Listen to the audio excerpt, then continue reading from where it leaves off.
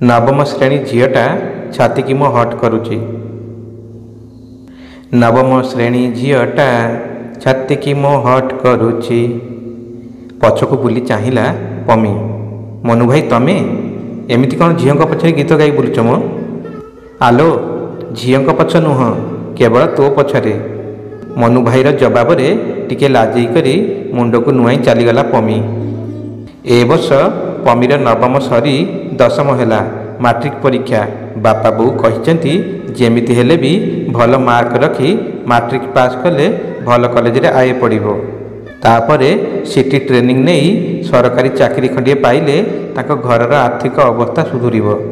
तेणु ए भल पाइबा बड़ी शब्द ठारू भी निजको दूरेई रखुतिला पमी।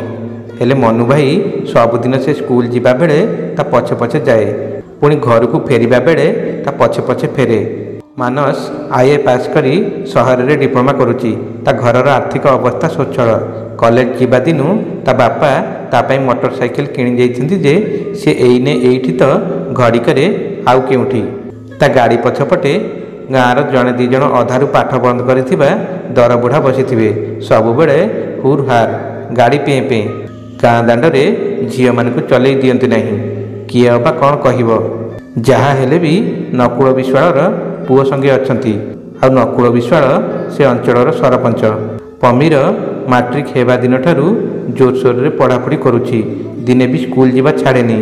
दुई तीन जन सांग होई बाड़ीपट केनाल बंध उपरे चाली चाली घर टू 2 माइल दूर थिबा हाई स्कूल को जाती। पमी मन लगे पढ़ू बोली ता बापा बो ताको आउ किछि काम बताती नहीं। जहा हेले भी ए वर्ष घाटीटा पार हेले टिके दंभ आसीबो। बापा निज बाड़ी रे पनीपरिया चाष करी गाँ हाट रे सप्ताह रे थरे बिक्री करती। बाकी दिन तक खंडे पान दुकान करी गाँ पाख छोटिया बाजार रे व्यवसाय करती। बोऊ बलिता बड़ीबा आचार करिबा परी छोट मोट काम करी अल्प किछि रोजगार करिनिए। भल पिठा करी जाने बोली केबे काहा घरे पिठा करिबाकू साही पड़िशा डाकती। सेथिरु किछि पारिश्रमिक मिले। पमी और सान भाईर पढ़ा और बाकी घर खर्च बापा बोऊ को रोजगार कष्टे मष्टे चली जाए। से रोजगार किछि अंश बोऊ पमी बाहागर पाई भी संचय करे। मानस पमी पछरे पागल बोली पमीर 2 सांग मुनि और रूही जानी थांती। जेतेबेले मानस को सेमानकर पछे पछे स्कूल जीवा आसीबा बेले देखती थट्टा करी कहती, आलो पमी तो भौर आसीगलानी। देख एमिति कथबार्ता मो संगे करना कहूची। यह कही टिके बुली मनु भाई को चाही पमी चली जाए। दिने रूही ता अजागर को जाई थाए आ मुनि को जर होई थाए। बाड़ीपट रास्ता खाँ खाँ किंतु स्कूल बंद करी पाठ नष्ट करने को चाहू नथिला पमी। तेणु बहीपत्र धरी एकुटिया गोटे गोटे चलिला। जेमिति केनाल बंध ऊपर को चढ़ी पछरु भौ शब्द रे चमकी पड़िला। से छाती रे बहीतक जाबड़ी धरी बुली चाहिला। मनु भाई तमे? दीर्घ निश्वास छाड़िला। मु तो भाभी तू भारी साहसी हेले तू तो डर कुड़ी। मानस एतिकी कही आउ टिके पाखकू लगी आसिला। पमी संकी जाई बही खाता को आउ टिके जोर रे जाबड़ी धरी पचारिला, आज कौन तुम सांग कहीं नाहांती? पुणी तुम मोटरसाइकिल कहीं? तते एकुटिया देखी सांग को मोटरसाइकिल देई आउ गोटे काम रे पठेदेली तो संगे एकुटिया चली पारि बोली। पमी चुपचाप बही को छाती रे जाकी चलवा को लगिथिला। मु हेले तो बही खाता हेई थांती तो छाती रे टिके आउजी तो बंधन रे तो रही पारि थांती। मानस ठारू एमिति कथा सुनी पमीर देह थरीगला। हाथरू बही खाता तक तले पड़ीगला। गोटेला बेलू ता हाथ थरुथिला। मानस गोटे ताकू धरेला। पमीर हाथ उपरे निज हाथ को धीरे रखी कहिथिला, मते केबेटू जानिचु पुणी डरुचु? मु तते भल पाए पमी। एतिकी कही गालरे चुंबनटे दे चलीगला। पमी कौन घटिला जानी न पारी सेमिति चाही थाए। पछकू बुली मानस आउ गोटे फ्लाइंग किस दे चलीगला। पमी स्कूल रे थाए, पाठ पढ़ा चली थाए हेले ता मन पढ़ारे नथिला।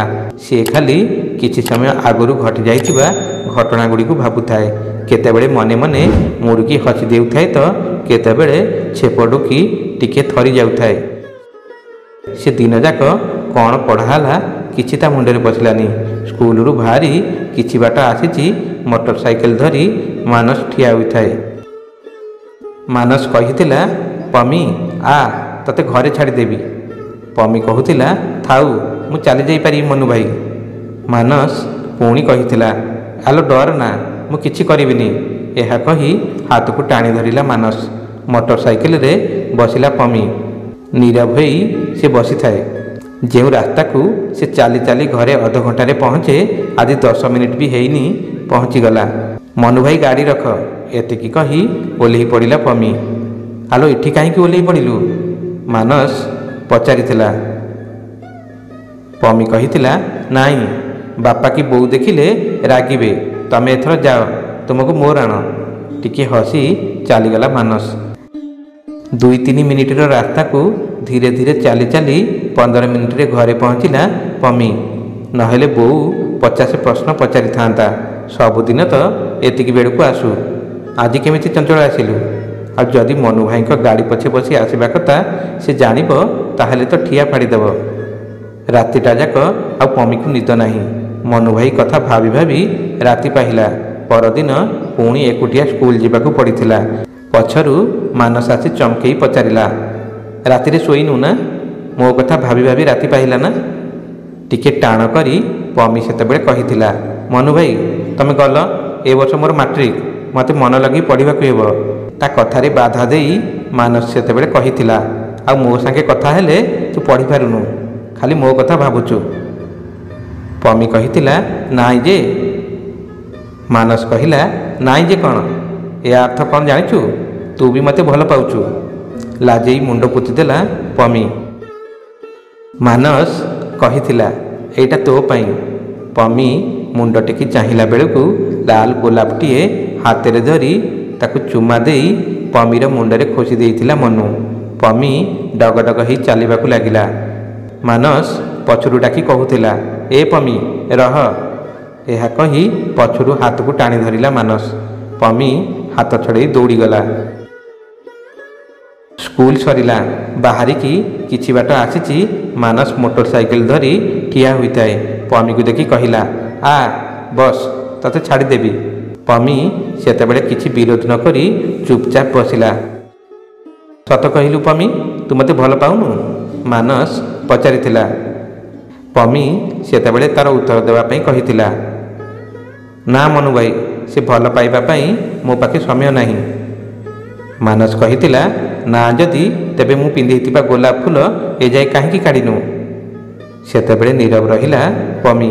ସତରେ ସେ ତ ମନ ଦେଇ ସାରିଥିଲା। ତା ପରଠାରୁ ନୀତି ବରାବର ଉଭୟଙ୍କର ଭେଟ ହୁଏ। ସ୍କୁଲ ଯା ଆସ ବେଳେ ସାଙ୍ଗରେ ମୁନି ଓ ରୁହି ଥାଆନ୍ତି, ତେଣୁ ଭେଟ ହୋଇପାରେ ନାହିଁ। କିନ୍ତୁ ସ୍କୁଲରୁ ଫେରିବା ପରେ ଆଉ ଛୁଟି ଦିନମାନଙ୍କରେ କ'ଣ ନା କ'ଣ ବାହାନା କରି ପମି ବାଡ଼ିପଟ ଆମ୍ବ ତୋଟାକୁ ଆଉ ସଞ୍ଜରେ ଗାଁ ଠାକୁରାଣୀଙ୍କ ମନ୍ଦିର ବେଢ଼ାରେ ମନକୁ ଭେଟେ। ପ୍ରତି ଦେଖାରେ ମାନସ ପମିକୁ ଉପହାର ଦିଏ। କେବେ ଚୁଡ଼ି, କେବେ କାନଫୁଲ, କେବେ ପାଉଁଜି। ଆଉ ସେ ଉପହାର ବଦଳରେ ପମି ଓଠର ଉଷ୍ମ ପରଶ ନିଜ ଓଠରେ ଅନୁଭବ କରେ। ଟେଷ୍ଟ ପରୀକ୍ଷା ପରେ ସ୍କୁଲ ଛୁଟି ହୋଇଗଲା। ଆଉ 2 ମାସରେ ମାଟ୍ରିକ ବୋର୍ଡ଼ ପରୀକ୍ଷା। ପମି ସ୍କୁଲ ଯିବା ବନ୍ଦ।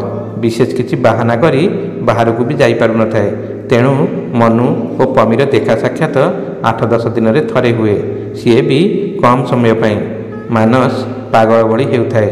କେବେ ପରିବା କିଣିବା ବାହାନାରେ ହେଉ କି ସାନ ଭାଇକୁ ଚକୋଲେଟ୍ ଦେବା ବାହାନାରେ ହେଉ ମାନସ ପମି ଘରକୁ ଆସେ। ଉଭୟଙ୍କ ଆଖି ନୀରବରେ କଥା ହୁଅନ୍ତି ଆଉ ମାନସ ସେଠାରୁ ଚାଲିଯାଏ। ଦିନେ ଖରାବେଳେ ପମି ବୋଉ ମାନସ ଘରକୁ ପିଠା ଛାଣିବା ପାଇଁ ଯାଇଥାଏ। ମାନସ ଜାଣିଥିଲା ସେଦିନ ହାଟପାଳି। ପମିର ବାପା ସଞ୍ଜ ଯାଇ ଘରକୁ ଫେରିବେ ନାହିଁ। ସାନ ଭାଇ ସ୍କୁଲ ଯାଇଥିବ। ସେହି ମୌକାରେ ପମି ସହ ଭେଟିବା ପାଇଁ ମାନସ ପମି ଘରକୁ ଆସିଥିଲା। ପମି ବାଡ଼ିପଟ ଅଗଣାରେ ଛାଞ୍ଚ ଖଣ୍ଡେ ପକେଇ ତା ଉପରେ ପେଟେଇ ଶୋଇ ପଢ଼ୁଥିଲା। ତା ପାଦ ସାଲୁ ସାଲୁ ଲାଗିଲା। ସେ ଚମକି ପଡ଼ି ଦେଖେ ତ ମନୁ ଭାଇ। ସେ ଡରିଗଲା, କାଳେ ସାଇ ପଡ଼ିଶା କିଏ ଦେଖିଦେବେ, ତେଣୁ ମନୁକୁ ସେଠାରୁ ଚାଲିଯିବା ପାଇଁ କହିଥିଲା। ମାନସ କିନ୍ତୁ ଆଜି ଯିବା ପାଇଁ ନାରାଜ। ପମି ଧଡ଼ପଡ଼ ହୋଇ ଘର ଭିତରକୁ ପଳେଇଲା। ତା ପଛେ ପଛେ ମାନସ ବି ଘର ଭିତରକୁ ପଶିଗଲା ଓ କବାଟ ଦେଇଦେଲା। ପମି ପଚାରୁଥିଲା ମନୁ ଭାଇ କବାଟ କାହିଁକି ଦେଇଦେଲ? ମାନସ କହିଥିଲା ତତେ ପରା ଡର ମାଡ଼ୁଛି, କାଳେ ସାହି ପଡ଼ିଶା ଦେଖିଦେବେ। ପମି ପୁଣି କହିଥିଲା କବାଟ ଖୋଲ, ଆଉ ତମେ ଯାଅ, ବୋଉ ଆସିଯିବ। ମାନସ କହିଥିଲା ତୋ ବୋଉ ଆମ ଘରକୁ ଅତି କମରେ 2 ଘଣ୍ଟା ପରେ ଯାଇ ଆସିବେ। ପମି ଆଉ କିଛି କହିବା ପୂର୍ବରୁ ମାନସ ପମି ଗଳାରେ ସୁନ୍ଦର ହାରଟିଏ ପିନ୍ଧେଇ ଦେଇଥିଲା। ପମି ଦର୍ପଣ ସାମ୍ନାରେ ନିଜକୁ ସେ ହାର ସହ ଦେଖିଥିଲା ଆଉ କହୁଥିଲା, ମନୁ ଭାଇ ଆଜି ବେଶୀ ଦାମୀ ଉପହାରଟି ଆଣିଛ। ମାନସ କହିଥିଲା, ଆଲୋ ତୋ ଗଳାରେ ପଡ଼ିବାରୁ ହାରଟିର ମୂଲ୍ୟ ବଢ଼ିଗଲା। ଏତିକି କହି ପଛପଟୁ ପମିର ଅଣ୍ଟାକୁ ଜାବୁଡ଼ି ଧରିଥିଲା ମାନସ। ପମି ଟିକେ ଛଡ଼େଇବାକୁ ଚେଷ୍ଟା କଲାବେଳେ ତାକୁ ନିଜ ଆଡ଼କୁ ଟାଣି ଆଣି ମୁହଁ ଆଉ ବେକରେ ଚୁମା ଦେଇ ଚାଲିଥିଲା ମାନସ। ଆଉ କହୁଥିଲା, ଆଉ ତୋଠାରୁ ଦୂରେଇ ରହି ହେଉନି ପମି। ଉଭୟଙ୍କୁ ଜାବୁଡ଼ି ଧରି ସେଦିନ ହଜିଗଲେ ସ୍ୱପ୍ନ ସାଗରରେ। କିଛି ସମୟ ପରେ ହୋସକୁ ଆସିଲା ପମି। ସେତେବେଳକୁ ସେ ନିଜର ଆତ୍ମା ଆଉ ଶରୀର ସବୁକିଛି ସମର୍ପି ସାରିଥିଲା ମନୁ ପାଖରେ। ଦିନେ ସଞ୍ଜବେଳେ ଗାଁ ଠାକୁରାଣୀଙ୍କ ପାଖରୁ ଫେରୁଥାଏ ପମି। ଜାମୁକୋଳି ଗଛ ମୂଳେ ଠିଆ ହୋଇଥିଲା ମନୁ। ପମିକୁ ପାଖକୁ ଟାଣି ସାରା ଶରୀରରେ ଚୁମ୍ବନ ଦେବାକୁ ଲାଗିଥିଲା। ଏଥର ପମି ବାରଣ କଲା, ନା ମନୁ ଭାଇ, ବିବାହ ପୂର୍ବରୁ ଏସବୁ ପାପ। ଥରେ ଅଜାଣତରେ ହେଇଯାଇଛି, ଆଉ ନୁହଁ। ସଙ୍ଗେ ସଙ୍ଗେ ପମି ଧରିଥିବା ଠାକୁରାଣୀଙ୍କ ଭୋଗ ଥାଳିରୁ ସିନ୍ଦୁର ନେଇ ପମି ସିନ୍ଥିରେ ଭରିଦେଲା ମନୁ। ତାପରେ କହିଥିଲା, ଏଥର ତୁ ମୋର ସ୍ତ୍ରୀ, ଆଉ ତୋ ଉପରେ ମୋର ପୂର୍ଣ୍ଣ ଅଧିକାର। ସେହି ମୁହୂର୍ତ୍ତରେ ପମିର ଅନିଚ୍ଛା ସତ୍ତ୍ୱେ ତାର ଶରୀରକୁ ଉପଭୋଗ କରିଥିଲା ମନୁ। ଇତିମଧ୍ୟରେ ବୋର୍ଡ଼ ପରୀକ୍ଷା ସରିଥାଏ। ପମି ପରୀକ୍ଷାରେ ବହୁତ ଭଲ କରିଥାଏ। ଯେମିତି ହେଲେ ବି ଭଲ ମାର୍କ ଆସିବ ଆଉ ସେ ନିଶ୍ଚିନ୍ତ ଭଲ କଲେଜରେ ନାମ ଲେଖାଇ ପାରିବ। କିନ୍ତୁ ସେ ଖୁସି ହୋଇପାରିନଥାଏ। କେମିତି ବିଚିତ୍ରତାକୁ ଅନୁଭବ ହେଉଥିଲା। ଧୀରେ ଧୀରେ ଜାଣିପାରିଲା ତା ଗର୍ଭରେ ଆଉ ଏକ ଜୀବ ବଢ଼ିବାକୁ ଲାଗିଛି। କାହାକୁ କହିବ, କ'ଣ କହିବ, କିଛି ଜାଣିପାରିଲାନି। ସୁବିଧା ସୁଯୋଗ ଦେଖି ମାନସ ଆଗରେ କହିଲା, ହେଲେ ମାନସ ନ ଜାଣିଲା ପରି ରହିଲା। ପମି ବାରମ୍ବାର କହିବାରୁ ଓଲଟି ତାର ଚରିତ୍ର ଉପରେ ଆକ୍ଷେପ କଲା ମାନସ। ଥଟ୍ଟା କରି କହିଥିଲା ମାନସ, ଯେମିତି ସବୁ ଉପହାର ଦେଉଥିଲି ସେମିତି ଆଉ ଏକ ଉପହାର ଦେଇଛି ବୋଲି ଭାବିନେ ପମି। ଆଜି ମାଟ୍ରିକ ପରୀକ୍ଷା ଫଳ ପ୍ରକାଶ ପାଇଛି। ପମି ଫାଷ୍ଟ ଡିଭିଜନରେ ପାସ୍ କରିଛି। ଘରେ ସମସ୍ତେ ଖୁସି। ବୋଉ ଘରେ ଆରିସା କାକରା ଛାଣି ସାଇ ପଡ଼ିଶାକୁ ବାଣ୍ଟୁଛି। ବାପା ଭାରି ଖୁସି ଅଛନ୍ତି। ଗାଁ ସ୍କୁଲର ସାର୍ଙ୍କ ସହ କେଉଁ କଲେଜରେ ଝିଅ କେମିତି ଆଡ଼ମିସନ୍ ନେବ ସେ ବିଷୟରେ କଥା ହେଉଛନ୍ତି। ପମି ଉପରକୁ ହସୁଥାଏ, କିନ୍ତୁ ତାର ଅନ୍ତରାତ୍ମା ରୋଦନ କରୁଛି। ସାନ ଭାଇ କହିଲା, ଅପା, ବାପା ତୋ ପାଇଁ ଉପହାର ଆଣିଛନ୍ତି। ଉପହାରର ଶବ୍ଦ ଶୁଣି ଚମକି ପଡ଼ିଥିଲା ପମି। ବୋଉ ଦେଖେଇଲା, ବାପା ସୁନ୍ଦର ନୂଆ ଚୁଡ଼ିଦାର ଆଣିଛନ୍ତି। ପ୍ରଥମ ଦିନ କଲେଜ ଗଲାବେଳେ ଆମ ଝିଅ ଏଇ ଡ୍ରେସ୍ଟି ପିନ୍ଧିବ। ସଞ୍ଜବେଳେ ଅଚାନକ ଅଦିନିଆ ମେଘ ଅସରାଇ ହେଲା। ସେଦିନ ରାତିରେ ଆଉ ଜହ୍ନ କି ତାରା ଦିଶୁନାହାନ୍ତି। କଳାହାଣ୍ଡିଆ ମେଘ ଆକାଶକୁ ଘୋଟି ରହିଥାଏ। ମଝିରେ ମଝିରେ ବିଜୁଳି ମାରୁଥାଏ। ବୋଉ ପମିର ମନପସନ୍ଦ ଖାଦ୍ୟ ରାନ୍ଧିବାରେ ବ୍ୟସ୍ତ। ବାପା ମସିଣା ପକାଇ ଗଡ଼ୁଥାନ୍ତି। ବର୍ଷା ଯୋଗୁଁ ଲାଇଟ୍ କଟିଯାଇଛି। ତେଣୁ ସାନ ଭାଇ ଡିବି ଆଲୁଅରେ ପଡ଼ୁଛି।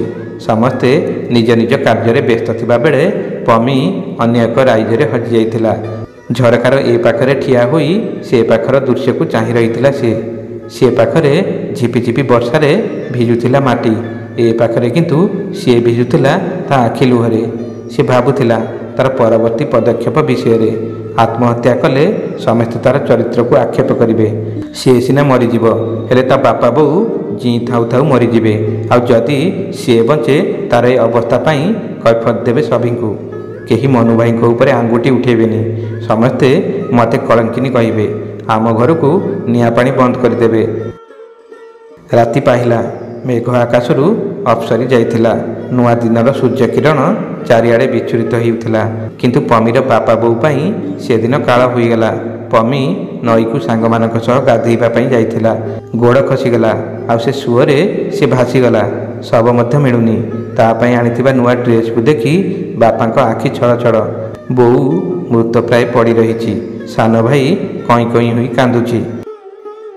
କିନ୍ତୁ ମାନସ ଓରଫ ମନୁ ଭାଇ ଗାଁର ଆଉ ଏକ ଝିଅ ପଛେ ଗୀତ ଗାଇ ବୁଲୁଛି। ଜାନୁ ତୁମେ ଚମକୁଚ ଚମକୁଚ ଏତେ କାହିଁ ଚମକୁଚ। बंधुगण आशा करूछु आपण मानकु ए कहानी निश्चय पसंद आसीथिबो। कहानी पसंद आसीथिले हमर ए चैनल को लाइक एवं शेयर कर दियंतु। हां जदि हमर ए चैनल को नुवा करि आछिथिति चैनल टी को सब्सक्राइब करबा संगे संगे बेल आइकन को दबेई ऑल बटन टी को चिपि दियंतु। जेते बेले भी एई बडी वीडियो हम चैनल रे आसीबो सर्वप्रथमे आपण मानक पाखु नोटिफिकेशन दिबो। पुनी देखाइबो आगामी वीडियो रे आ एको नुवा कहानी को नै। सेतबेला पंत रहउछु। जय जगन्नाथ।